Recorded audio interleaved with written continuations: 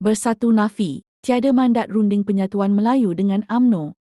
Bersatu menegaskan parti itu tidak pernah memberi sebarang mandat kepada mana-mana pihak untuk merundingkan usaha penyatuan Melayu bersama UMNO. Menurut laporan Sinar Harian, pimpinan Bersatu menjelaskan bahawa sebarang perbincangan atau kenyataan berkaitan penyatuan Melayu bukan keputusan rasmi parti dan tidak dibincangkan dalam mesyuarat kepimpinan tertinggi. Bersatu turut menegaskan bahawa setiap keputusan penting mesti dibuat secara kolektif, bukan melalui pandangan individu atau pihak luar yang mendakwa membawa suara parti. Dalam kenyataan sama, Bersatu mengulangi pendirian bahawa fokus utama mereka ketika ini adalah memperjuangkan agenda rakyat serta memperkukuh sokongan dalam Perikatan Nasional. Parti itu juga memberi peringatan agar tiada pihak memanipulasi nama Bersatu untuk mencetuskan persepsi politik yang boleh mengelirukan rakyat. Persoalannya sekarang, adakah isu penyatuan Melayu ini benar-benar ikhlas atau sekadar strategi politik menjelang pilihan raya?